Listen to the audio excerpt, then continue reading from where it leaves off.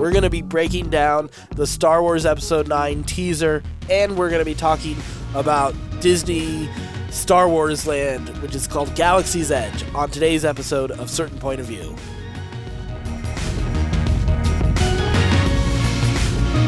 Hey, Nerf Herder, I'm Addy Thomas. And I'm Ben Milton. Thanks for joining us for another episode of Certain Point of View, our sometimes Star Wars podcast. But today it is all Star Wars, as we are exploring the Star Wars galaxy straight out of Celebration. Before we get to today's episode, I do want to remind you that you can go to our website, certainpov.com, and check out a number of podcasts. Some of them Star Wars related, a lot of them movie related, some gaming. We've got tons of podcasts for you to check out. Just check them out again on our website, certainpov.com. We're going to rush right into this because here's the thing. The hype train is going nuts just coming out of Friday, out of Celebration. Yeah. And we have got a guest, a friend of the podcast, and who's been a guest before on our show, author Pat Edwards. Star Wars, nothing but Star Wars. On this particular episode, yes, we will do our very best to keep this strictly Star Wars. Yeah. Okay, I was looking at your faces to see if there was any recognition. Oh, yeah, absolutely. I got it. I got the William Shatner. Yeah, sure. Uh-huh. Yeah. Bill Murray from Saturday Night Live. That skit was great. I'm hey old guys, enough to remember it, Pat.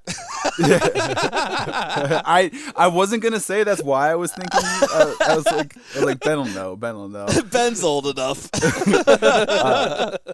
But I was like, hey guys, thank you so much for just totally out of the blue inviting me on. And listener, I in no way forced myself into their recording studio, and they are totally not tied up right now. But if you look at us, if you were able to watch this video, I will blink twice. Please send help. SOS in Morse code. You're blinking. Right now, Addy and I look like we're in a Vietnam video with like Jane Fonda in the background.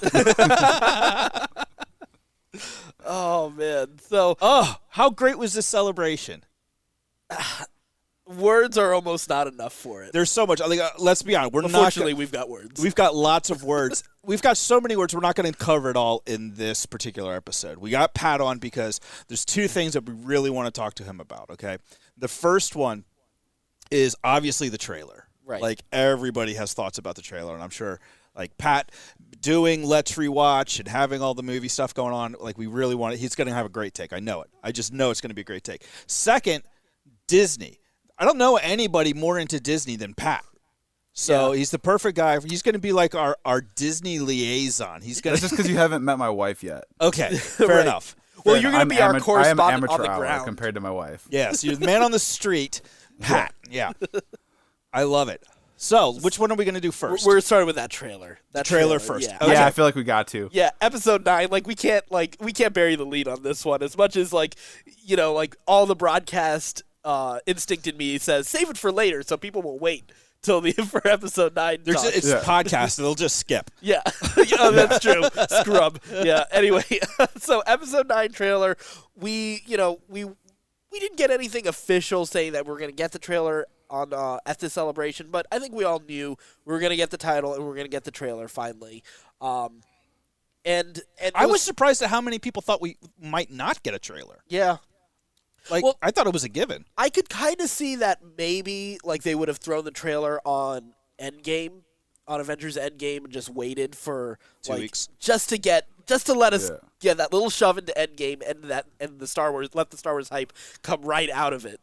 I bet we will get it in Endgame, and that will be the first movie that is attached to in theaters. I think so too. Yeah. Which I'm excited even more for Endgame to see it. Right. The big question though is after Endgame and after Episode 9, are we going to get the Marvel Star Wars crossover pitched by Patton Oswalt during his filibuster in Parks and Recreation? I certainly hope so. he ad-libbed that entire 8-minute monologue. Thing, yeah. I just recently watched it again. It is amazing. It's genius. It really is. It's so genius. It's maybe the best thing he's ever done. Well, I mean, really, we just need Disney to just buy a few more big companies and become the monolith of all mega corporations. There's not many left. Yeah. Yes, I welcome our Disney overlords. Hey, I like the price point. I've been saying that on the show a lot. There's a listener. So my wife is a huge Disney fan. I have now become one myself. We have daughters. We go to Disney World pretty frequently. I I joke on our podcast, Let's Rewatch a lot, that whenever there's a Disney property we talk about, they say, are you going to go see it or are you excited for it? I say, it really doesn't matter if I'm excited or not. They already have my money. Right. There is a white gloved cartoon hand permanently in my back pocket, just sitting there. Well, as long as he's only in the back pocket. Yeah. Because then it's not Disney anymore. That's not family friendly. Well, that's Touchstone then. Or the Weinstein Company. Yeah. Too soon? Too soon? No, I think it's right. I think it's all right. All right, let's talk about this stinking trailer, guys. Speaking of Harvey Weinstein, heavy breathing. Right? Oh my right out of the gate. Oh yeah, that's all he was right from our first watch of the trailer. So we're watching the trailer. Together I'm at here. Ben's house. I was suddenly sick and couldn't go to work. So And I worked till 2:00 in the morning the night before and was like, I'm not going to work. That trailer, JJ knows how to cut a trailer. Right? Yeah. That trailer is, and that's kind of why I'm here, probably, audience, because I basically we're joking. I kind of forced my way on here because I don't know. I feel like I consume so much content. I create content. I don't know. Something about that trailer. I did not realize how excited I was until that trailer started. The first few seconds of it. Yeah. And then I was just, oh shit! And it's what's happened? Where is she? Why is Ray in the middle of nowhere? So yeah, Right. should we Is do it like Jakku? Is it should we do like a Tatooine? play-by-play? Yeah, let's so- break it down. Let's just break it down because there's a lot of great moments. So here was our experience with it, right? Yeah. We're watching it live, right? And it starts up with a black screen, and then you hear like this the heavy breathing, Ray's heavy breathing. Yeah. And I go, oh my God, they made a Star Wars porn. Finally. I'm sure they exist. Oh, they for an sure. official. I'm sure. Yeah, as an official license. Yeah. Yeah, they finally As did it because they were canon. like, "We're Star going to give Wars you canon. because right before they with Colbert on the Pens, we're going to give you something you've never had before in Star Wars. Or something Yeah, to that effect, and I was just like, okay, well, all right, let's see what we've never had. Oh, it's porn! Great, I'm in. I'm just inside. I'm just like, calm down, Milton. Let me enjoy this in peace. So that's our first 8 seconds of the trailer is me making a stupid porn joke, Right. and Addy already grimacing at me. But then He we was got like, don't ruin this for me. right. It can't possibly be as good as what's in my head. And then so we got, like you said, we got that shot of Rey out on a desert planet. Now, what do you think? Is it Jakku? Is it Tatooine? Oh yeah, there's so many. What is it in this? Yes. They did such a good job of stoking. Like I said, I did not realize how excited I was until that trailer is playing. I was making audible noises. I was watching it by myself, and I was making like heavy breathing myself, or ee noises. I was and I'm clapping my hands together like in the Eddie Murphy Yes. the Clumps movie. Clumps. I'm just going Hercules. I'm yeah. I was like, oh my god, and that's such a. I don't know, man. For some reason, I'm excited for Star Wars, but that trailer also was. I just remember watching it and be like, fuck, that is how every trailer should be. That was like a masterclass in how you build a trailer. Right. As far as right. the whole thing, all the way through it, the pacing of it, the arc of structure, it, yeah. the end, which we'll save for the last, Right. But without saying anything, we are all just Yeah, it told us nothing. yeah. It told us nothing. Yes. I don't know what this plot is. Yeah. I don't know what the story is. I've only seen a couple characters I haven't seen before, and I don't know what any of them are doing. So- I mean, it's incredible. So we see Rey by herself. Yeah. She's been running. She's been running. She's on the middle, like out in the desert. Yeah, I mean, I think it's a safe bet. It's not a new one. It's either Jakku or Tatooine because we're going to be closing some kind of loop. Right. Whether it's a loop of her past or, of course, Tatooine because of the Skywalker connection. Yeah. So it's I feel like it's 100% one of those two. It's I- got to be. I put one more planet on that list, and that is Endor? no. Oh. I just blanked on it. Oh my god, the planet Jeddah from Rogue One. is the only other planet that I think it potentially could be. Because Okay. Jeddah That was was a not desert fully. Yeah, because that's a desert planet, and it wasn't fully destroyed. Right.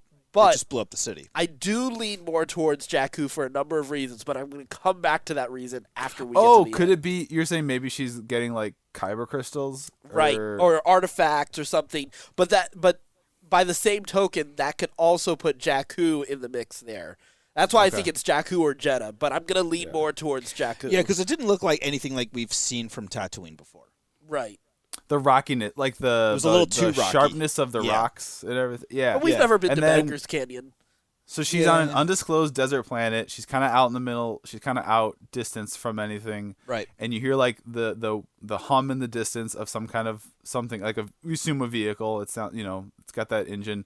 You see kind of the silhouette, and we learn it looks like it's a TIE fighter of some sort, but it's on the ground basically. It's just right It's above just the ground skimming level. the ground, yeah.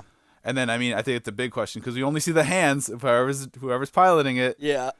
But Is it Kylo? You were just It talking feels like Kylo, and it you were- looks like it's TIE Interceptor. right. We were just talking about like how great of a filmmaker and trailer this is. But like the hands aren't just there; like they move forward in the same to speed up in the same motion that it harkens back to A New Hope with Vader in the trench front. Right. He has the same. He makes that. There's a shot of that exact same of movement, which is. I mean, like when I was watching it, like immediately I was like, "Oh yeah, trench run, right? Okay, I know exactly." Like this is obviously a really bad guy. It's got to be Kylo because that's who flies interceptors and wears black gloves. Like, Yeah. I mean, I think great that's storytelling. I think I think it's a good bet that it's Kylo. Yeah. I But we think still it's- don't know, and we don't even know it's from the same scene, technically. Yeah, yeah, that's true. Right, I mean, yeah, right. theoretically, it couldn't. I feel like that's really misleading. Well, yeah, but I mean, they've done that to us before, where they've played around with trailers and Right. put scenes Yeah. in that A weren't little really less in so there. in the saga films. Yeah, I but would I say. wouldn't put them past it with this one because they want to keep it so close to their vest. In fact, I have a theory about this scene in particular. I have a feeling that this is I'm gonna speculate. This is the final scene or one of the very final scenes of the movie. I mean, it could like a final duel between Rey and Kylo. Sure, saying? or a training. Oh, I thought you were gonna like Oh shit! either. Oh, you that- mean like this is like the denouement? Yes, So like everything's come to the climax has happened. Yes. And this is the kind of the next phase. So Yeah. is your theory she's won and she's setting up her own Jedi school on Yeah, and they're not on called- and they're- Tatooine or Jakku? And they're not called Jedi; they're called Skywalkers.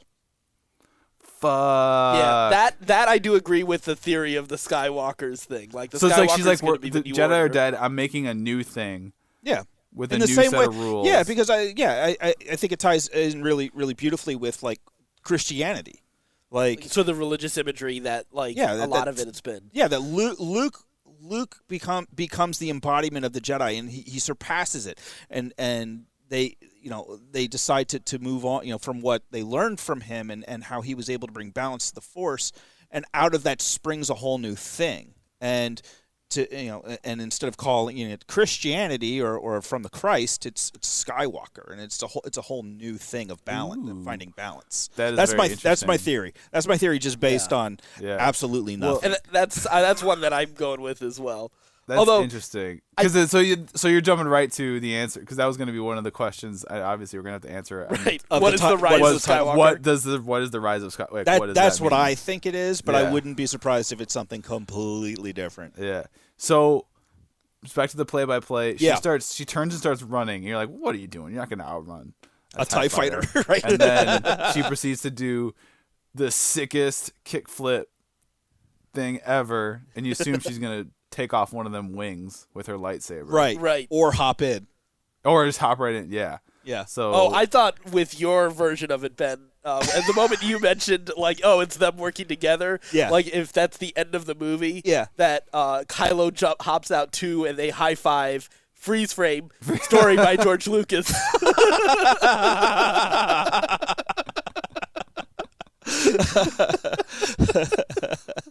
Or you want like a John Hughes freeze frame on Yes. the characters. Yeah, with where they're all, little, like, up in the midair. paragraphs, with, like the paragraphs of what happened to them. Exactly. Yes. Rey goes on to create a school. They call it the Skywalker School. Kylo Chewie and that becomes porg an got emo married. Kylo becomes an emo DJ. So the other idea that I floated out there as we were watching it repeatedly this weekend was that she doesn't make the jump. This is the opening scene of the movie, and she doesn't She make just it. biffs and She's dies. poof, yeah. Because it's very much in the zeitgeist now on Twitter. She meet Joe Blacksit with Brad Pitt. Yes, exactly. Yes, He gets annihilated by beamed those around.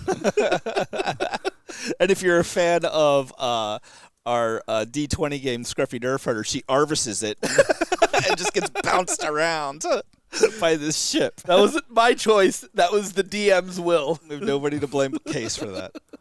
So, I mean, by the side note, we were bugging Case about it. So when are we getting our Snatch and Grab Crew spin-off show?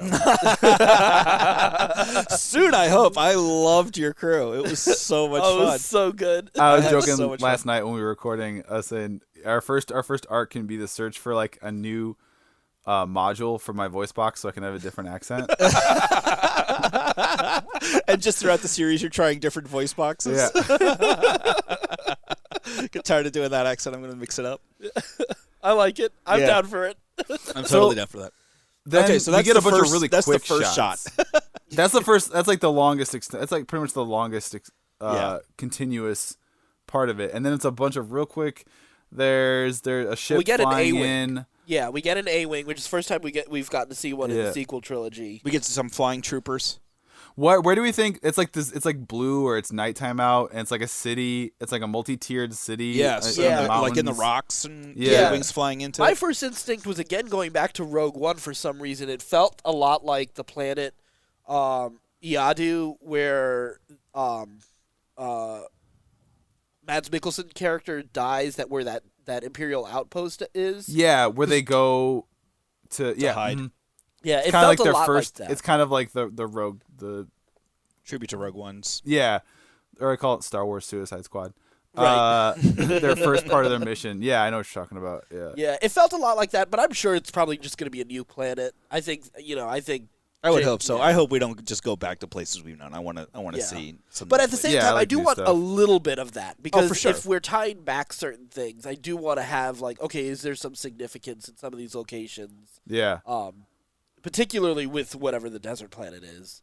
Then we also get a Millennium Falcon shot, and we get With Chewie and Old Lando Yeah, and you've seen that. I'm sure you've seen that meme. yeah, over my dead body.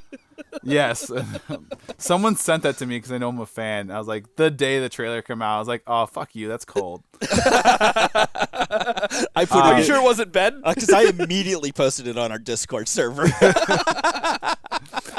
But then they're in some kind of woods and Kylo's wrecking shit, Yep. right? He's Yes. just, like, fucking some people up.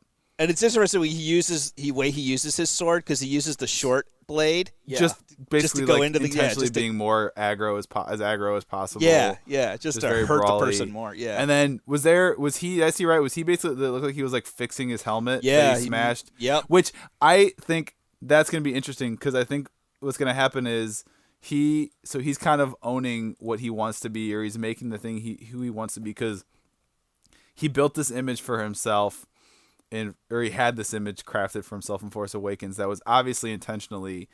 He's kind of like cosplaying as Grandpa, right? As right. Vader, and then Snoke calls him out for him, gives him shit, and makes fun of him. So in his little like aggro teen angsty rage fit, smashes it.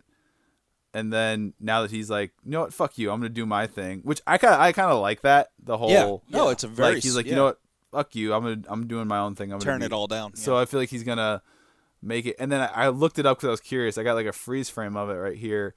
It's like he's like gluing it together. I think it's basically gonna be back together, but there's gonna be like glowing red, jagged jigsaw pattern in it or something like that. I bet it looks pretty badass. Which it does look bad. They had a picture of it on the big giant poster at Celebration that had like all of the Oh, they did like a completed version of it. Yeah, where it's all together and you can see. God, I gotta Google that. You can see the red in the mask. Yeah, and I love the imagery of it. Just like him, because I think it contributes to him still being fractured about who he is and what he wants to be. And it goes back to kind of why. I like that.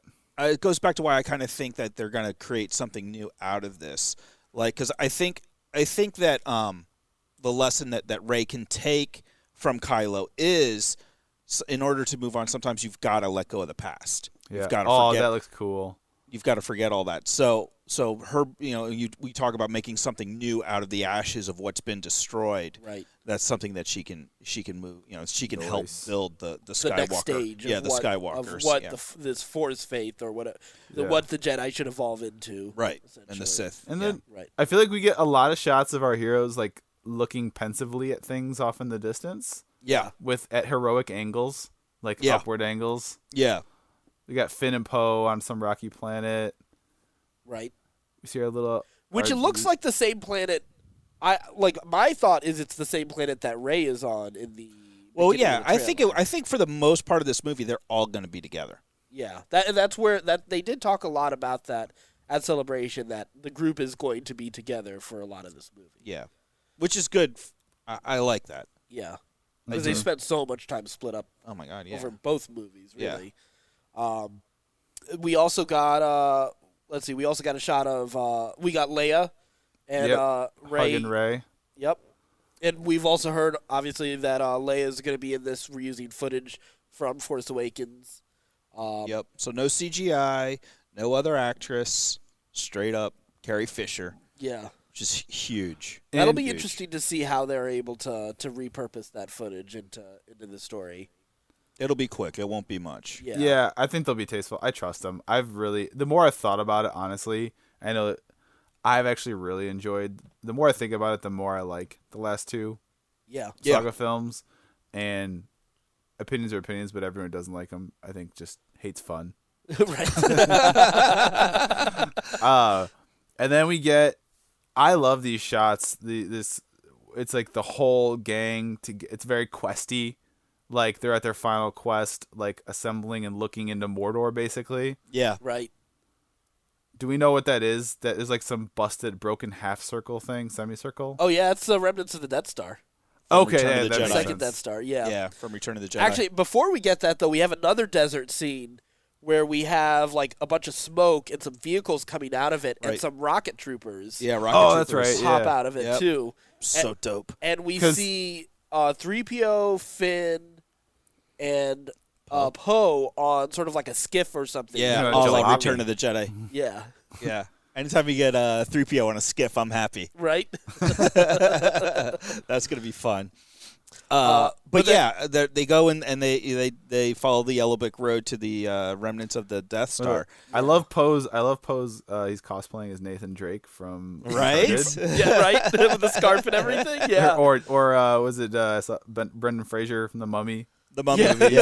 Yeah. He just went full on. He's like they're trying to fight the dark side of the Force. He's just trying to uncover some long lost tomb. I said, it's like, oh, he would actually make a good Indiana Jones. Yeah, I could do that. Yeah, I'd watch that. Yeah. I'd be in for that. I'm all for like give me like a person of color, like a woman in the role, that type of stuff too. With that, like switch it up a little bit, make it. If you're gonna, that's one thing. If you're gonna take a franchise and like do something new with it, or reboot it, or just do something different. Yeah, do something. Yeah, don't give me like a shot by shot, or just I don't know, do something with it. Be creative. Be creative as you create.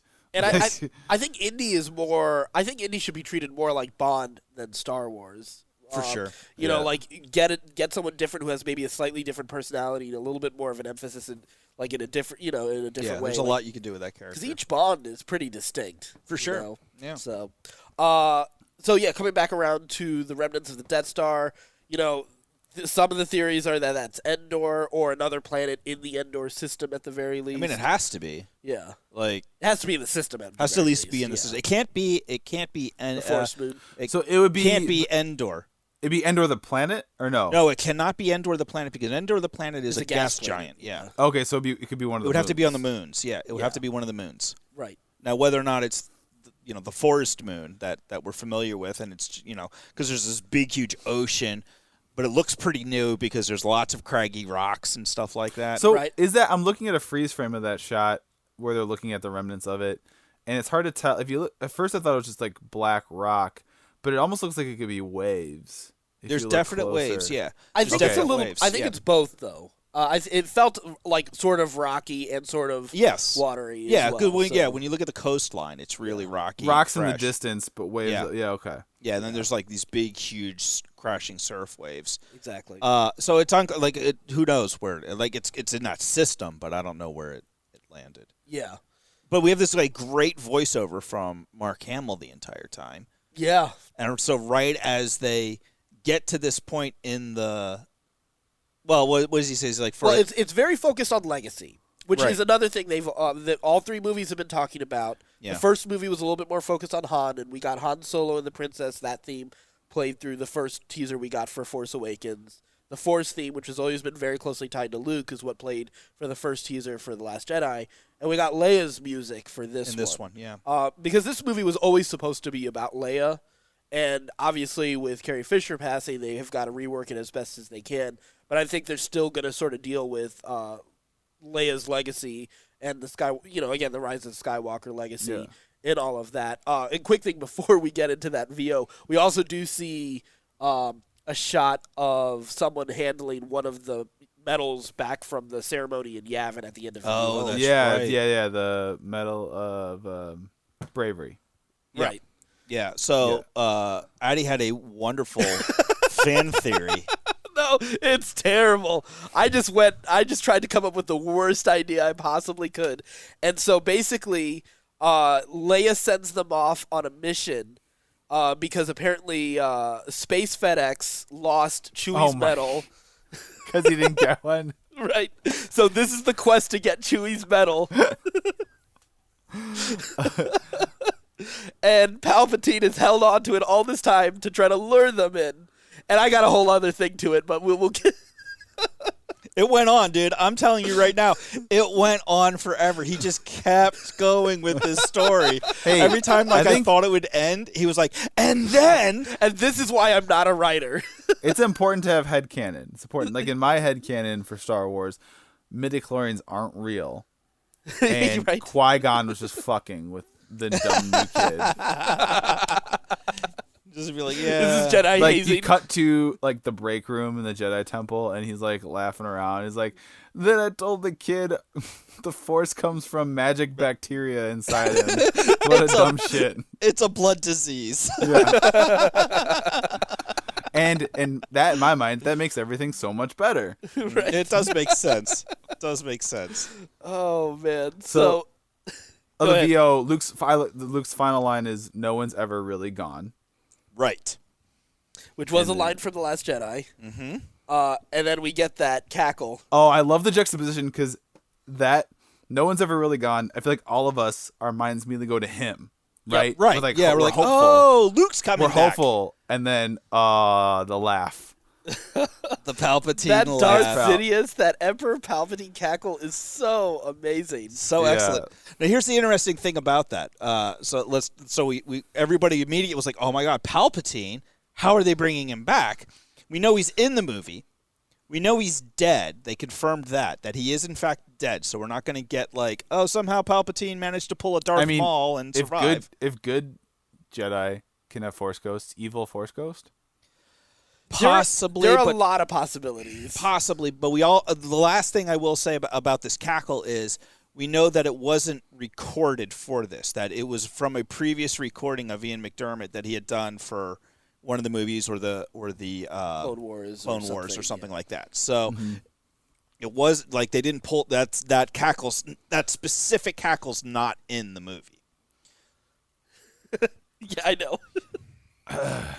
Right. So as we all look at each other like going, well, I just don't know. What does that mean? I don't know.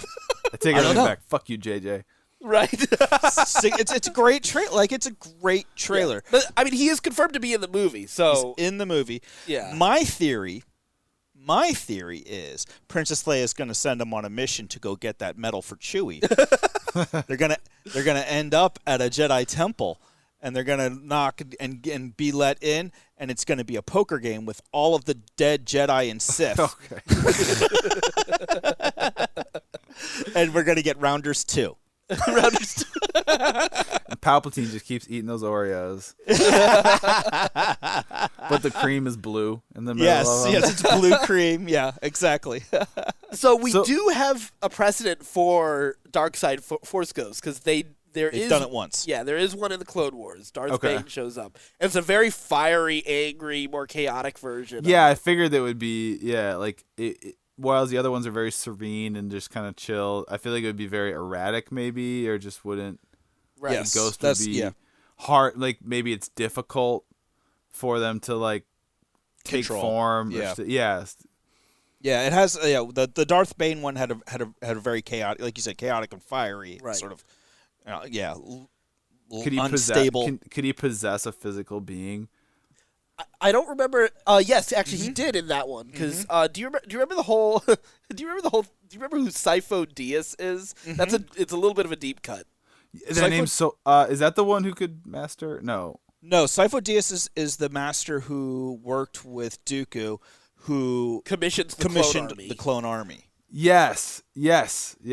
And so he is manipulated essentially by Palpatine early on, back when he was still a senator, to go on this mission, and we see him possessed by Darth Bane in the Clone Wars because Yoda finds him essentially. Okay. So we do have possession there. We also have another precedent for possession in the Charles Soule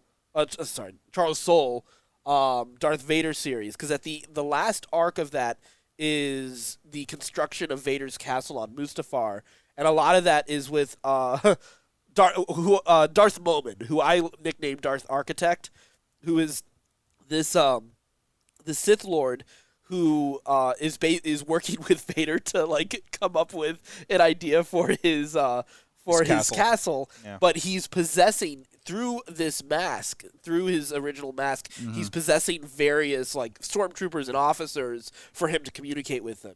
And eventually he actually resurrects and takes form and fights Vader. Vader kills him immediately. Yeah, it's fantastic. It's a great read. And like Vader goes into the dark side of the Force and has like a vision, where he finally sort of gives up his last connection to Padme as he really becomes Vader and completely loses Anakin. So you also have that precedent. So you have like sort of this idea of a spirit being like attached to an artifact, and a lot of the current extended universe has had a lot of Palpatine searching for artifacts, and in fact he's had plenty of observatories built on various planets. I don't remember the name of the first one, but one is on Jakku, and is one that he actually commissions after his death to be destroyed, which is why that planet is special and why the last battle of the rebellion, the Galactic Civil War is there. So, but they shows them they're going to the remnants of the Death Star. Could his spirit be there? Because that's where he died. Right. Yes. I think so. It most certainly could be. Interesting. In fact, I think it's highly likely. Yeah, that seems to make the most sense for why. Because why else would you kind of bring the second Death Star, into the picture? I'm imagining them like entering into the ruins of it, and it's so big that even though it looks like not much, that's still so big that there'd still be like an interior to it, like halls that they would be traversing. Yeah. And like, God, I know you said it's not from this, but that like his laugh is like echoing off through the walls and through the halls and stuff like that. Yeah. I mean, I think very similar to kind of like the scene that we got in The Force Awakens in the Vision. Yeah, the Vision that when she goes under Maz's thing and finds the lightsaber. Palace and finds the saber. Yeah. Yeah. Mm-hmm. I think there's that. I think the other thing is I think there's going to be an underwater element to that. Like it's going to be partially submerged, because I also remember in the Force Awakens concept art book, they actually talked about Jakku originally being like a marsh planet, and when like you first are introduced to Rey, you would see her diving down into the depths to recover instead scrap. of it being the sand planet where rather than it being a sand planet. So I think they might reuse some. Well, I think they could also use that imagery because, like, when you look in The Last Jedi, the water plays a big part for the dark side of the Force, like going underwater, falling in, going down into the depths and into the darkness, and falling into Hades. That imagery is really strong, and with that big ocean laying in between them and the Death Star, I could see where you would get some underwater stuff there too. Yeah. So plus, there's always a bigger fish. There you go. Drink. Oh man, I think some of the other things you also have, and this is what I don't think they're going to use, but they have established sort of a sort of time travel element in Star Wars. Okay, so that was going to dovetail into what I want to talk about. Let's talk about other possible meanings of Rise of Skywalker. But go ahead, yeah, sure. Well, the time travel is part of that. One of those theories I heard, but yeah, and I think so. They've established, so instead of making it just something you can do, like there's no cosmic treadmill type of thing. There's no like, hey, just run fast enough and you're gonna do it.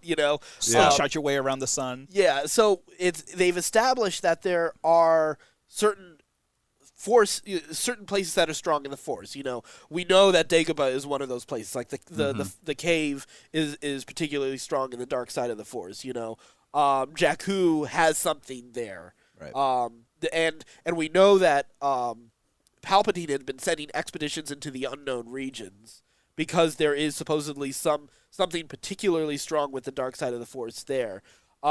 In Star Wars Rebels, one of the main planet there, Lothal, there is a Jedi temple there that has access to this location called the World Between Worlds, where you can actually access different moments in time. And during that story, they are actually Ezra, the main character for Rebels, saves Ahsoka from Vader during the course of the story. So they've already established that there has been time, like stuff altered in time. Also, Palpatine has been after this location. He's specifically manipulating events to try to access this place and fails to do it. But we know that there may be other ways to get to it. So there is the possibility that he was able to access it, or somehow someone else after him was able to access it as well. So, I mean, I doubt someone was able to considering that they've already said he has definitely died, I don't think we're going to see a situation where Kylo gets to this spot and is able to reach out his arm and just save Palpatine as he's falling down the reactor shaft. I don't think we're going to have that kind of moment. But could. Yeah. So the context I'd heard, it was Rey goes back in time. Oh, okay. And she is actually the father of or the mother. She's the father. Gets real bendy. No, she actually is an ancestor of Luke and Anakin. Oh, no way. She's the one who gets it all started? Yeah. But I don't think I honestly don't think that was just one I had off the wall one I had That's heard. an interesting idea. That is. So she's not Shmi, but she's pre-Shmi. Yeah. Yeah. But and then there was another one I saw where it was Skywalker maybe was an old term for Jedis, like Darth. Okay. Yeah. Yeah. That just kind of faded away. A title. And that's where the surname came from, but you just forgot where it's just because it's 1,000 generations, as Luke says.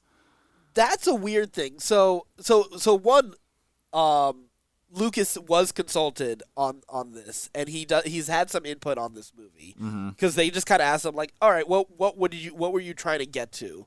And so there are a couple weird things at play here because Lucas has said that Skywalker is a common name in the galaxy. He's said that several times, it is Smith, basically. It's the everyman name. Yeah, so that's one thing that's a little. I forgot that. Yeah, that one's a little even though we've never met another character whose last name was Skywalker. Right? If that's such a big, right? If that's such a big deal, we should have met a lot of other Skywalkers. Yeah. No, I'm sorry, they I'm not. Got other Snows. No. In Game of Thrones. We meet other Snows. Right. But I mean, we should have at least had someone who was in the rebellion say, "No, I'm not related to Luke." Yeah. If it's that common. I'm from the Coruscant Skywalkers. Right.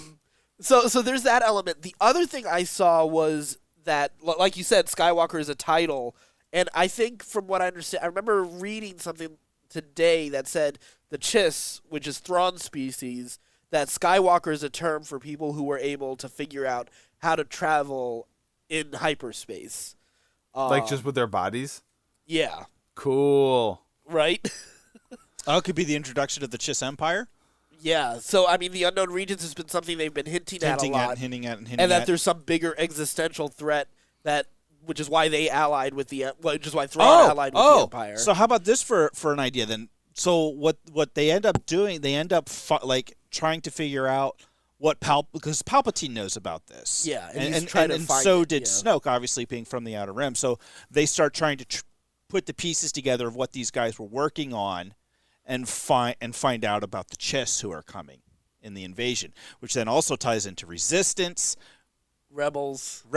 So much. It's all tied together, and now you've opened up your whole universe because you've got this existential force of the Chiss invasion. The problem is this feels like very much like a setup movie instead of the end of a saga at that point. No, True. but the title, the words on the screen said the saga comes to an end, so they wouldn't lie to us. Yeah. No, they've never done that. They've before. never done that. And then I think though what Bennett had originally said, I think that's, if I were to bet money, and I'm not even a gambler, but I'm saying if I were to bet money, I would say I could see it. I feel like the most likely is Skywalker being the new term for Jedi, or just the new thing that I Rey could see them starts. doing, that it's both. It's both. Yeah. Yeah. And then I guess Now the Skywalkers are going to have to defend the galaxy against the Chiss. yeah. Oh, okay. Yeah. And then the one other thing I saw randomly, just kind of browsing the webs on these, was so Kylo's given name is Ben Solo, but his mother's maiden name is Skywalker, or she was a Skywalker. She's a so Skywalker. he has Skywalker blood in him. Yes. And this kind of dovetails into the other. I think one of the other big questions is, does Kylo die a villain, or does he try to redeem himself, a la Vader? This is This is the a one tough that could go either way. Yeah, I am. If like, I was writing it, he would just double down and go all in for the end. I think it's honestly more interesting than just repeating. Yeah, I could see a case for a lot of different versions here. I think the version that I think is the least interesting is the repeat, and in that he is redeemed and dies in the redemptive act. I think though there is still an option for redemption if he accepts consequence for it. Why Leia didn't? Well, I think because one of the things is it's almost like it's not necessarily convenient, but Vader you never have to deal with Vader having to go on trial for all the things. Yeah, that's the thing is it's like, you still killed a lot of fucking people, bro. It's right? like, I know you did this one good thing, but like you still like helped commit genocide. Yeah. Multiple times. Yeah. So, like, is there, like, you still have, like, the option for penance or atonement of some sort. Is that maybe something that happens? I kind of don't see it necessarily. I don't see the case for it. I know other people have made, like, I think was it Followers of the Force, our interview with Followers of the Force last week, that we released last week. I think Wendy made a good argument for redemption. I'm still, Pat, I think I'm still with you, though. Like, him dying a villain, for some reason, it makes sense. He made his choice in Last Jedi. Well, he's made his choice twice. Yeah. He right, killed yeah. Han. Yes. And he also... Yes, he's made in two movies. Yeah. He's already doubled down. I want to see 2 out of 3 of our heroes. I want to see him Almost triple killed down. 3. Yeah. Yeah, I think I'm going to disagree with you boys, just to be contrarian. I think I think there's a way you could make it interesting where you don't have a redemption necessarily, but you need him because the Chiss are so like if we're going to do a Chiss invasion, the Chiss are so overwhelming. You need somebody at the helm of the military, the only military establishment in the known galaxy right now. is Kylo Ren. Yeah. You destroy the First Order and you lose all that military fight, you now have nothing to defend that galaxy. Well, here's the thing, though. The Chiss are afraid of that. Like, it's not just yeah, I don't know. But that's all you have. Yeah, I feel that's all you have. You don't have. You don't. The New Republic didn't have a military. That's true. I feel we're jumping a little too far ahead to bring the Chiss into this. No, sir. Headcanon. Right. I still. Not only do I want it to be, I think he will, because it goes back to kind of like wiping the slate clean, and like the past is dying. And he's still kind of like a link. He's still linked to that. And he's part of that. And it's just like cutting it all off, like cutting the infection out and starting But one of the over. things that we've learned in the last movie, especially in Last Jedi, is that there has to be a balance. Yeah, the light rises and the dark rises to meet it. Yeah. You can't just get rid of Ben Solo and the Sith and not and like, oh, and now everything's happy ever after, because that's not how Star Wars works. You still that's got how Narnia works. I mean, you still got Robolegs Maul out there somewhere, probably. No, he's dead. He's he's dead. Oh yeah. If you were if you watched Rebels, yeah, he died. Oh, okay. Spoilers. He's dead. No, dead. Totally dead, and it's amazing. It's everything you wish it would be. Yeah, like you just don't have anybody. I mean, again, you would have to have new people will have to rise, but I don't think that they want to leave it hanging on well, I guess like down the road we'll just meet some new hero, like right or new villain. Yeah, that's a tough one, because yes, the cycle has to continue. Yes, this saga is ending. Yeah, no, I agree with you. The cycle continues. I think that's like it has always been part of the cyclical nature of Star Wars. That you have that ebb and flow between the light and the dark, and then they try to balance each other out. Here's the tough part, because trying to say like they need to move forward in a new order with both light and dark, and this, I say this as a fan of the idea of the Gray Jedi, which I don't think is something that necessarily fits with what Lucasfilm wants to do, and it definitely doesn't fit with Lucas's vision, because there's still sort of he still believes in the dark side of the Force as something that's ultimately selfish and is still always going to be a bad thing, and the light is still always going to be a good thing, which is one of those things that muddies the prequels so badly, because they needed to reverse that up a little bit to make a case for falling to the dark side, and to make a case for the light to not be so perfect, to be corrupted by the Jedi, and it didn't quite work.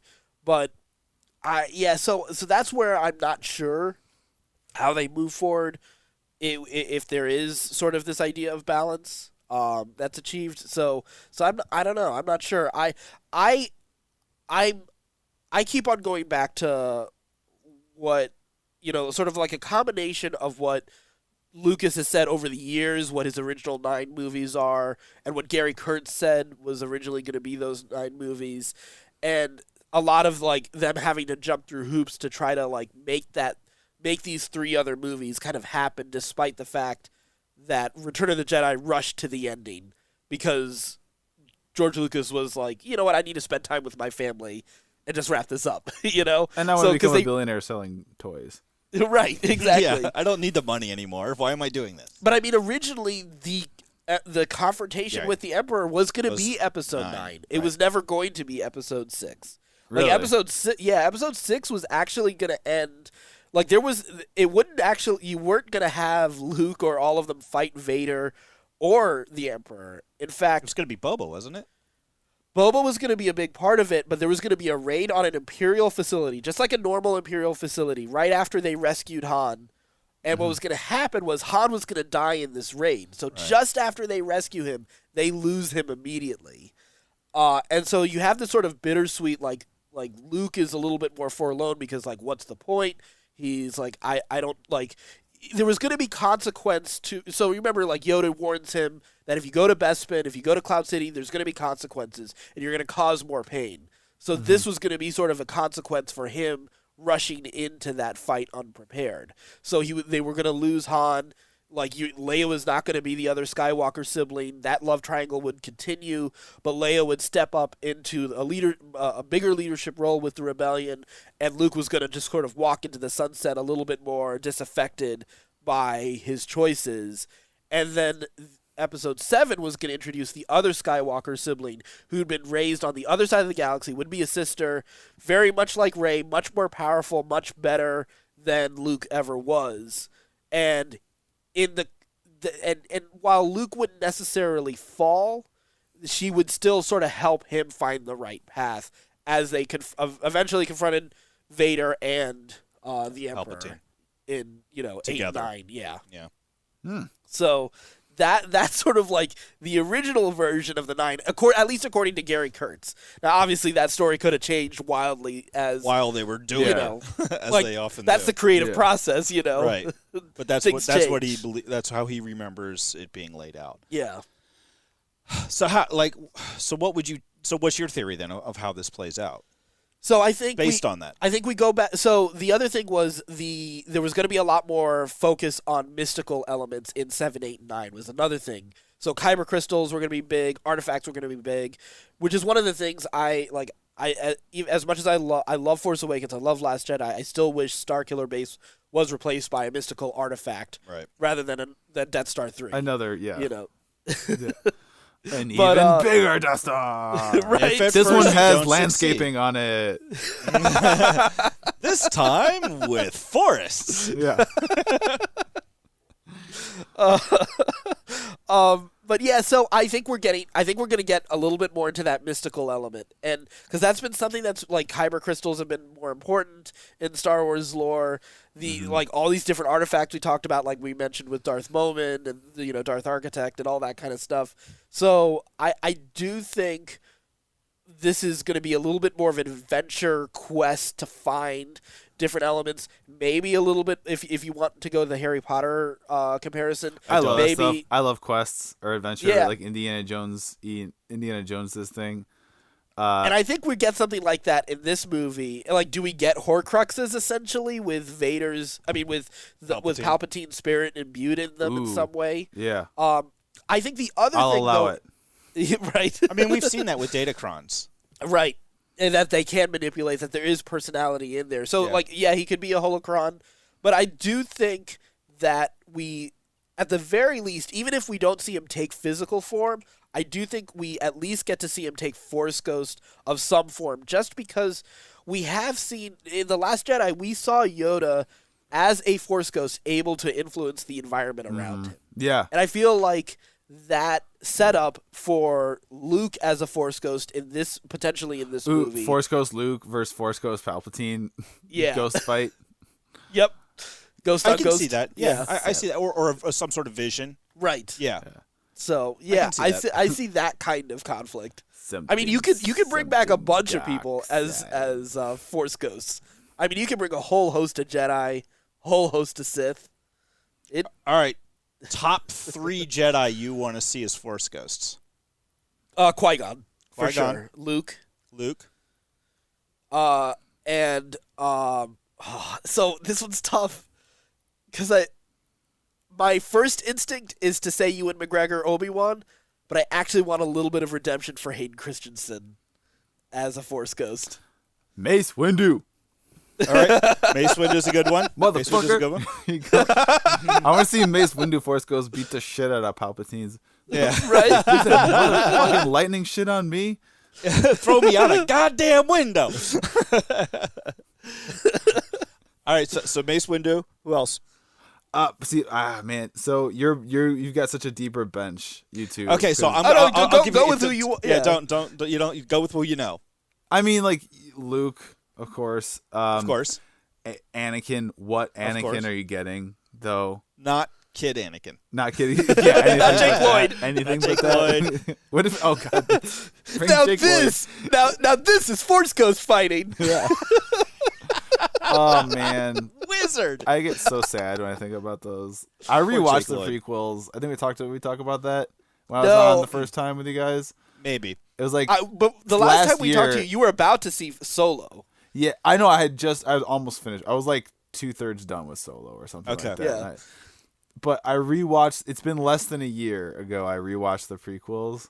Yeah. I was like, maybe they've been got down that hate train, and I was like, Yeah. And then I watched them. I was like, oh no, the CG's so bad in Phantom Menace. Oh yeah, there's so I know that there's been the a little. final fight between the droid army and the Gungans. Oh, it looks so bad. The landscape, it literally just looks like flat. It just looks like no detail green and no detail blue for the grass and sky. It looks like it was MS painted, the background. Like Yes, I'm it gonna does. I'm gonna give him a little grace on this because I remember when I was growing up and watching Return of the Jedi and then thinking, okay, 20 years before that, what were special effects like? No, I get it. And Like in 1964. I think I'm gonna go watch What it to it- prove a point. I think Return of the Jedi looks better than Phantom Menace. Yes, looks more it does realistic. because they were using mostly practical effects. right, and yes, there are a lot of things you couldn't do on that kind of scale without CG, and it's early, so I'm willing to forgive some of that. And there is a lot of practical in Phantom Menace that doesn't get enough credit. And I know right now there's sort of with a newer generation of Star Wars fans, things are swinging to the prequels are great. Are amazing. I definitely not. don't agree with that. They're They are not not. Kids, they they're love talking about trade negotiations. yeah. Votes of no confidence. I mean, Yeah. all sorts of stuff. I'm willing to forgive Jar Jar. I get that Jar Jar just wasn't. I wasn't the target audience for Jar Jar. Yeah. So I can forgive. And I'm that. glad that Ahmed Best is finally getting It's like you some see love. a bunch of Reddit Star Wars threads about what bills do you think are going to be submitted to the Senate floor? What are the Rhodians? In episode 9, what the right? Rhodians are going to submit this bill to the Senate floor? Nuts have had enough of this shit. Yeah. They're tired of fixing stuff. They want to run it. I can't wait for Captain America Ways and Means Committee. The Nuts have finally unionized. That was that was the sequel to Civil War that never happened. Yes. So Ugh. let me ask and then we can go. I guess it'd be on IMDb. Is Kelly Marie Tran coming back? Is Rose in this one? Yes. Yeah, she Good. is in this movie. Yeah. Yeah. If you're listening to she this, got a lot of love from the crowd. Yeah. If you're listening to this and you took part in any of that hate of her, go fuck yourself. Right. It's Hopefully your ridiculous. I imagine your audience is chiller than that. Yeah, I think are. a lot of the people who would hate Kelly Marie Tran have already left. Yeah, because you guys you like Last Jedi too, so they Yeah. wouldn't. Yeah. Yeah. We don't see eye on I eye. think we even had a couple patrons leave. Definitely actually. had a couple patrons leave. I know we After did. You last- don't need them. yeah. You're better off. Right? But, I Well, don't I need that money. I don't want your Easy. hateful money. Sorry, I shouldn't take say that on your show. I'll take it. Send Right. Send Put it it to on Ben. me. Don't don't buy my book. That's where all this podcast money has been going. Yeah. Yeah, I knew you didn't want So- to take the dirty money, Addy. All right, I'm rethinking think- my position.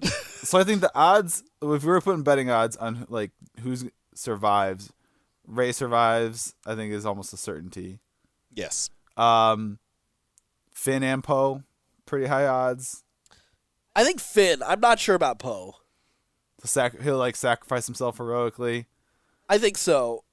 Because Maybe he pulls Randy Quaid in Independence Day. He flies like a busted X-wing into a giant ship and explodes to kill it. right I'm gonna disagree with you on that. because that was the lesson he learned from Last Jedi. Yeah. Not to do. I think that Finn dies. Oh yeah. Yeah. And I guess Kylo, high probability. I think it's possible he doesn't, but high probability he dies. Yeah. Of the I think four the of safe them- money. of the Safe four of money them is he's the the safe highest. money is he dies. Yeah. Would you rank That's the safest bet. the probabilities as far as most likely to die? Kylo, Finn, Poe, Rey. Yeah. Yeah. I think that makes sense. I could go with that one. Yeah. I'd put money on that order. Yeah. I hope they do something cool with Finn. I feel like they didn't know what they were gonna do with him. I feel like he should have died in Last Jedi. That's what they should have done with him. I disagree with that just because that was the point of the movie. But now it's a safe place to do that in this movie. Because now, I think now he really has a chance to realize who he is in the galaxy, as opposed to just in the context of a cause and in the context of survival. So, I mean, they did kind of mention that he'll have a little bit more to do in this movie beyond just moping. Yeah, exactly. But I mean, I like Finn. I like a lot. Like I like Finn too. I think John Boyega is super charismatic. Yeah, I like. So. I hope they do something cool with him, because his, like in Force Awakens, he's interesting because that's something we've never seen before. Is a stormtrooper who, like, wakes up, or this is kind of like, what the fuck am I doing? Right. And that's interesting. And then, like I said, I like Last Jedi, but yeah, he didn't really do too The arc much. is very similar to the first one. The first one, if you're able to, you have to differentiate his in Force Awakens. It's in the interest of his survival and then Rey's survival because he's attached to Rey. Yeah. But he doesn't really care about the Resistance. Yeah. Whereas the second movie is about him caring about the Resistance. The problem is that's such a small degree of difference between those two arcs. It's very and subtle. they feel very similar. So I can see why some people like it doesn't feel like it doesn't have the most dramatic weight. Yeah. Like So, but I think they'll have some good stuff for him to do in this movie. So I'm looking forward to that. Yeah, I think they're all gonna I think it's gonna be great. get their moments. Yeah. I think it's gonna be great. I'm so I excited. really just want like a 45-minute lightsaber fight at some point in time, though. Yeah, that's okay. That's okay. we got that in Revenge of the Sith, and I don't need to see that one again. I don't need to see them spinning up and preparing to hit each other. Like You didn't watch enough Kung Fu theater when you were a kid, man. Yeah. Like that was the best part of that stuff it's the fighting and like these long drawn out fights. It's amazing. Do you know what I love about the release schedule of the main saga movies is they've all come out around like Christmas time, holidays. Right. And my birthday is the day after Christmas, so I've made my wife go with me to the last two to the theater. She's That's her birthday. I'm like, what are you doing? I'm going to go see the Star Wars movie. She's like, fine. No, but she's like, fine. The nice thing about there's subtleties, but there also is very blatant stuff. It's like pretty obvious, like who the bad guys and who the good guys are. Like, Yeah. Yeah, their outfits, it might as well have big blinking signs above them. Bad guy. I'm the bad guy. Yeah. right. for all the depth that we've been trying to mine in this last hour, it paints in broad strokes. Very broad, we can't pretend that it doesn't. Very broad. Yeah. All right. Well, speaking of family, Yeah. you're gonna take your kid. You're gonna take your whole family Disney. Yep. So, the backstory. Like I said, I'm married into a pretty intense Disney family. My wife's whole family, they are super Disney fans. Disney World was like their family vacation every year. My wife and I, we have that the Disney Vacation Club, that DVC, so we go quite frequently. We got married. I gotta in look that Disney up. World. That sounds amazing. Yeah, we got married down there actually too. And during this, they have a lot of festivals they do. It's a great, if you like really good, even if you're not the biggest Disney fan, if you like really good food and booze, they have a lot of that. They have some of the best restaurants in the world. It's awesome. Yeah. But so we go a lot. Like we go like once a year at least, if not twice. And she's been ramping that up because our daughters are now getting to that age where they can, like our toddler is Really enjoy it. Our toddler's really into it. She did the whole thing where you can dress up like a princess and they do your hair and makeup and you walk around. And she was wearing her little Belle dress and she met Belle. She met Belle while wearing her Belle dress. Yeah. So I'm gonna cry. so yeah, it's cool. It's and we'll talk about it if you're curious about that DVC. It's worth it if you want to go pretty frequently. But so we are gonna go. We like to go. One of the more frequent times we go is the fall, because like I said, they have this in Epcot, they have this food and wine festival. You just kind of eat and drink your way around the world. They have so just try a bunch of different foods and wines and beers from different countries. They set up they have the permanent countries in Epcot, if you're familiar with the setup there. And then they set up like 35 more stands of other countries and stuff, and every little cool. booth is Greece and Chile and you go and you can try stuff from food and drink from that, and it's a lot of fun if you like good food and drink. I love good food and drink. So that's when we're going. We're going like the first week of September, and as it just so happens, the Disney World version of Galaxy's Edge, at least the first phase of it, is opening August 29th. Nice. So we're gonna be there right when the Right craziness. for it. I already told her like some of her family's coming with us too to help with the girls, and I already told her I'm gonna need a day where I can just kind of get up and go and be there right when Hollywood Studios opens to get up in there. I love it. And also, I'm just gonna live there. Live there basically and never leave. Because I don't know. Have you guys done much reading of what's gonna be there when the whole rollout? Oh yeah. Yeah, we did. We did a pretty extensive 45-minute segment on the food. Yeah, the food. That I got there. I told her like basically I'm just gonna camp in is it Oga's cantina? Yeah, Oga's Cantina. Yeah. I mean, it's Star Wars themed bar. I mean, you can't get more me. And then where it's like an alien. Yeah. You mean there's aliens around me and I can have booze? Stop reading my diary, Disney World. No. Keep reading. Yeah, no. So you finally got to the good part. That'll be interesting to see what they do. It's supposed to be apparently like crazy immersive. Yeah, they showed at Celebration. They showed like you can download an app. Yeah. Oh, where I'm like gonna you get could do that like. shit. Yeah, where you can like scan like the crates and stuff like that and find out what's in them, and you'll get missions. Missions and communication towers that you got to slice into. Yeah, because I think you have 3 choices of who you can be. You can either be Resistance, First Imperial. Order, or Scoundrel. Right.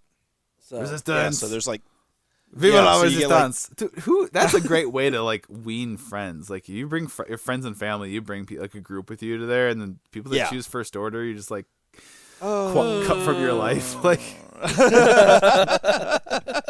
I just unfriended you. yeah, like really, Beth. Really?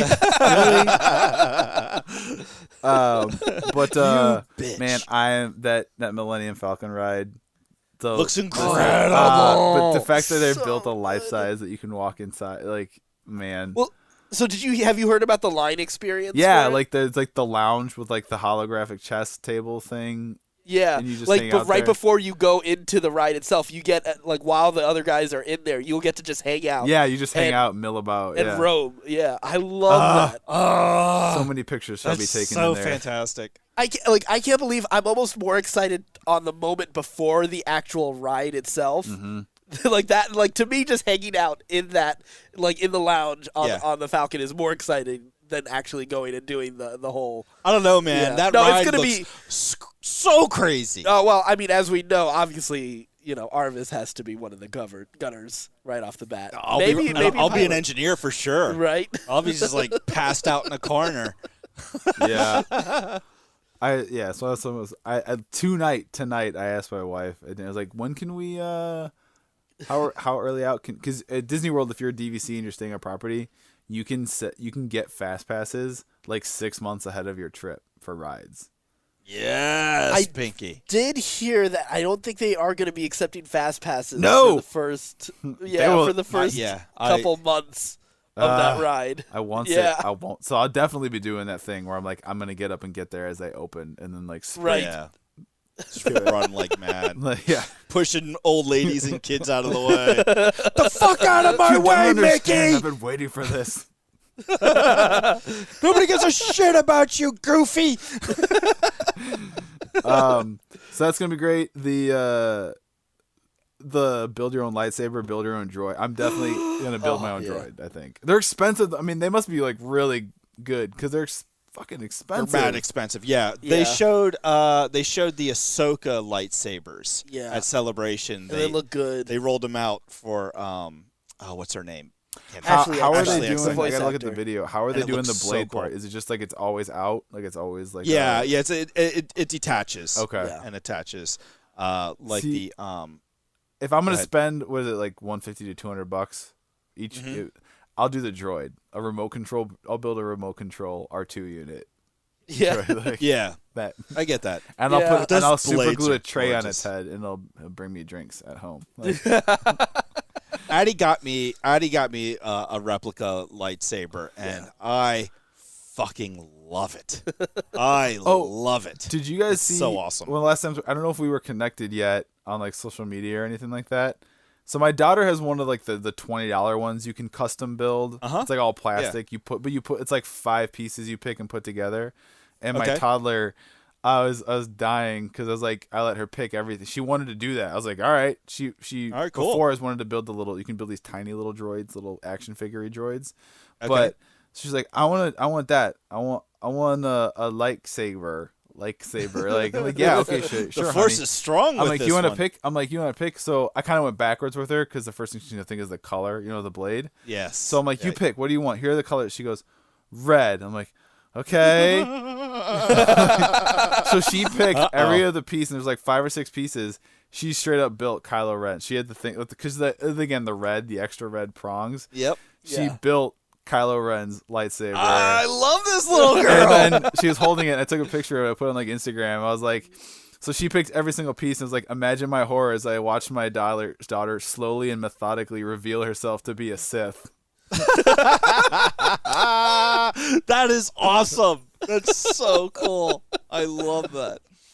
Oh, that's beautiful. So That really is. I'll go, and then of course I feel like we're gonna have to all reconvene, and I'll again like report from the field, as you said. At the Oh, beginning. for sure. For sure. We can make that happen.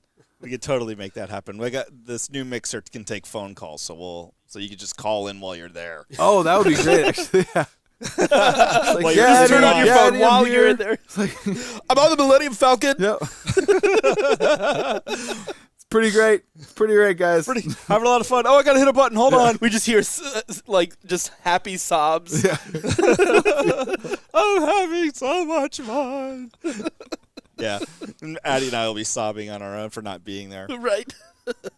The other thing that I do, so that's coming out. You're going to be there. But then they also just announced that Celebration is happening again next year. They're not going to take a 2-year hiatus like they've been doing. Especially because it does sound like we're going to have a little. They're going to hold off on doing Star Wars movies for a little while. And we're getting some Disney I think Plus that's content. good. Like let it marinate a little bit, let it digest, and just. And it gives the Game of Thrones guys and Ryan Benioff Johnson and Weiss, time. yeah. Benioff and Weiss. It gives them time to work on their series of movies and really kind of flesh out what they want to do with it. And Ryan Johnson's doing the same thing. But it sounds like 2023. The other reason for that is also with all the acquisitions from Fox, they've got Avatar already slated in a lot of that December slot. So they need to be careful of not competing with some of the with any of the other properties that they're releasing. And like after Solo, like I don't think they want to go back into any other time other than Christmas because they've been doing so well at Christmas anyway. So so we have a little bit of a gap for movies, but we are still getting Star Wars Celebration next year in Anaheim. So Cool. So they're obviously planning on being able to give us a lot of information about something. right. So I think we're going to find out about the new movie series next year. Yeah, the new movie series and more Disney Plus content as well. So. Oh, Disney Plus. I'm already signed up for that. Oh, Yeah, for sure. Yeah. As soon The as day that comes out, I'll be on there. It blows my mind when I hear people be like, I don't know, one more. I'm like, yeah, one more. You drop something and you get this. If you're like, right. If there's one you get, the fact that they This are is the saying like one. literally everything is going to be on there, the whole library of all our properties. Plus, we're going to be making original content for it. Like, I feel like that's the one you get. I would drop literally anything like Netflix. I feel like, it's not even close. Yeah. Marvel's going to be there. Star Wars is going to be there. All of your Disney, kid all stuff, of Pixar, yeah. Yeah. All the Fox properties are going to be on there. The Simpsons are going to be on there. Like all there is The one so thing that much content. The one thing that scares me is how low that initial monthly price is. It's like, they're definitely just gonna hook us all and then like jack it up. they are. $7 a month. Right? I'm like, fuck you, Disney. You don't do anything for cheap. Like, I love you, but you don't do anything cheap. That's like dealer intro prices. That's like get us all. Yeah, the first and one's then like free. a year later, it's $14. $70. Yeah, like and then right? Yeah. They'll jack that up. I don't think it'll be 6 months before they raise that price. Yeah. I think It's so. too good. Yeah, so I'm going on the annual plan right off the bat. Right out of the gate. yeah, for sure. right out of the gate. I mean, how many years can I buy it this? Yeah, yeah. I will pay you for like $7 a month for like. Can you like? I'll do a 3-year lock-in. Pay you for all 3 years right now. Right? Let's Seems negotiate. fair. Let's talk. Come on, Disney. Yeah. Me and my $7 are gonna walk out the door. You're gonna lose that if you don't negotiate. Oh, man. Well, thank you so much for joining us, Pat. No problem. Thanks for having me. I really appreciate it. This is a lot of fun. I'm very excited. man, anytime. Speaking of super quick, totally shifting yeah. gears, but also still in our Disney Overlords wheelhouse. You guys got your Endgame tickets bought? Yes. Yeah. Oh, yeah. Of course. Opening night. Yep, we didn't get to go to the theater we wanted to, but we still were able to get opening night tickets. And I've already taken the day off for the day off after, just because I know it's going to be a late night. Yeah. I actually already have tickets, not just for Thursday. I already have them for Friday as well. You didn't tell me? It's okay. It's just got I'm awkward. going by myself. I wanted to anyway. I just want to like sit, but Thursday's for my Maryland friends and Fridays for my Virginia friends. so I get it. now that I'm going get by it. myself, I'm going to a theater where you pick your seat and reserve it ahead of time, Yeah. online. But it was Yeah. pretty full, so there weren't any seats that were like in clusters of empty seats. So I'm definitely going to be. I'm definitely going to be in between like couples or like Two groups different of groups. people, just or like parents and their kids and stuff like that. Yeah, I can't wait. I'm super pumped about this movie. I really want to see it, but after seeing that new Star Wars trailer, and I didn't think I would be. I'm more excited. Yeah, for Star Wars. I would. I am- If you gave me the choice, if you said you could have episode 9 instead, yeah. and you have to wait till if you had to choose and you could flip flop, which one would I rather see in 2 weeks, and which one would I wait till December to see? I would episode 9. flip flop and be like, you know what? I'll wait. I'll let Thanos have a few more months of ruling the universe. Another 8 months is nothing. Yeah. And, Well, I think we have, like, even though we don't know a lot about Endgame, I think we have a better idea. Like, we at least know, how like, that's gonna end. Cap is not I mean, coming out Thanos. alive. Yeah. It's the Thanos. Yeah. Oh, man. Yeah, no, yeah, episode 9, without a doubt. I'm way more hyped. Yeah, You kind of expect that from a Star Wars podcast. Yeah. But I really, well, really, no, truly and that's am. I was honestly surprised at how excited I was when I was watching it and what prompted me. Like I tweeted at you guys, like I want a whole episode about, which we just did, about the trailer basically, like because I didn't know that I cared that much. Like I'm a fan of them. I like them a lot, but I started watching that. I was like, I don't think I've ever watched a trailer and been this like viscerally like moved and like I need to see this. And I don't know, it was crazy. Yes. Yeah. No, absolutely. That happens to me in Star Wars all the time. It's Yep. like I always underestimate how much it means to me. Yep. I think the first Force Awakens trailer did it to me, and then this did it. And then the ones in between, I've enjoyed the other movies, the two, Rogue One and Solo. I think Solo was the worst of all of them, but it's still okay. But but I really liked Last Jedi. But the trailers, Force Awakens, definitely when you see that Millennium Falcon like shoot up into the air, I was like, oh fuck yeah. But this one, man, there was something real visceral, like in a good way about it, where it just like physically through my body, I was like, holy shit, yes. Oh, what is she doing? Kickflip! Oh my god. Well, they do. JJ is such a masterful filmmaker, and I think he's at the peak of his career right now. Yeah. I think like this is right. Like he's right in that golden age of like having learned everything that he needs to be a master, and not old enough to still put a lot of energy into it. Yeah. And be completely obsessive and detailed about it. So like I think we're getting JJ at like the perfect peak in his career. And we got to let him experiment with Star Trek before. Right, yeah.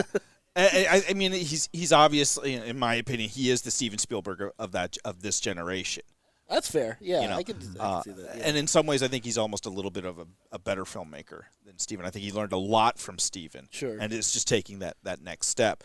So I'm just super pumped. So, but like one of the things that struck me when we were talking about like, oh yeah, like you have this visceral reaction to the trailer is By the way, Case hates you for saying that because you know how much he does not like JJ. Case I just is want to wrong. I just Case want to is get you wrong. prepared for that. Doesn't? I don't know that. Is it 'cause Yeah, well, he is it hates J.J. because of, Abrams. He Star thinks he's Trek? Is he doesn't like he doesn't like J.J. Abrams. He thinks he's just a garbage filmmaker. I love Case, but he's definitely wrong on this one. I really, truly do. But like, just like how the colors of this trailer, the clothing and the uniform of like Rey's outfit is like so perfectly pressed, and the lines are so crisp, and the colors and the colors are just subtle shades of each other and stuff. Like there's so much attention to detail, and then you have like this vast like desert wasteland backdrop. It's this beautiful vista backdrop. And then you have like the dark TIE fighter with the red face just screaming across it. Like just like his use of color and texture and setting is just so perfect in what we got to see so far. Which, by the way, just a quick it feels almost a little bit like an homage to North by Northwest too. Oh, that shot, yeah. Yeah. A little bit, yeah. And that's right in the Star Wars wheelhouse of like, oh hey, this is all influenced by stuff we saw when we were younger. Right. And, yeah. Right. So, I mean, it makes, again, yeah, there's so many references, Yeah. movie references. We could go on all day about this trailer. Yeah. Easily. Kurosawa to, Yeah. to Sergio. And so instead of doing that, though, Pat, can you let us know what you tell us about Let's Rewatch and Space Tripping? Yeah, so I've got a lot of irons in the fire. Please follow me on Twitter. That's the best way to figure out what's going on. That's where I'm the most active of the social media. I'm at the Pat Edwards. My novel Space Tripping is, if you heard last time, is out, available in ebook, paperback, and audio on Audible. I actually had a short story get published in January in an anthology called Escape. Awesome. It's one of 20 short stories. It's available in paperback and ebook on Amazon, called Escape with an exclamation point. I've got 3 other short stories actually kind of out to for possible publishing with some other anthologies and publications, but I also do some podcasting. Let's Rewatch, and that's where we take movies that we loved back in the day and rewatch them and see if they're still any good. It can be a little soul crushing at times when something you loved and you watch is like, oh no, that did not hold up. That is wildly problematic through the lens of 2019. Looking at you, entire 80s catalog of movies. And then I also have a D&D podcast that I'm a regular on, but I might be playing a little more of like a side character in the future. But it's called For Whom the Dice Roll. It's a D&D, so it's Scruffy Nerf Herders, but classic D&D Nice. edition. Currently playing like a degenerate alcoholic fairy guide. Like what if Link's like from Zelda's Navi was like this 50-year-old. Do you guys watch Aqua Teen Hunger Force? You ever remember that? I did watch a little bit. I didn't watch a lot. Their neighbor but Carl yeah. was like this degenerate Yeah. New Yorker, like fat, Yes, like I remember bald. Carl. Yeah. Imagine if he was a little With the blue wife beater. fairy guide. Yeah. And then before that, I played a dragon-born redneck named Two Swords. But Two Swords. That's hilarious. so that's man. For Whom the Dice Roll, or Let's Rewatch if you like finding out if what movies have problematic elements in them. Well, we'll put links to all of that on our website, so you can check out that on our website again, certainpov.com. While you're there, be sure to rate, review, and subscribe to our podcast. We really appreciate that. We really need those reviews so that other people can discover the podcast, and we can do more fun stuff in the future as well. So you can check that all of that again on our website, certainpov.com. And until next time, stay scruffy, my Nerf herder.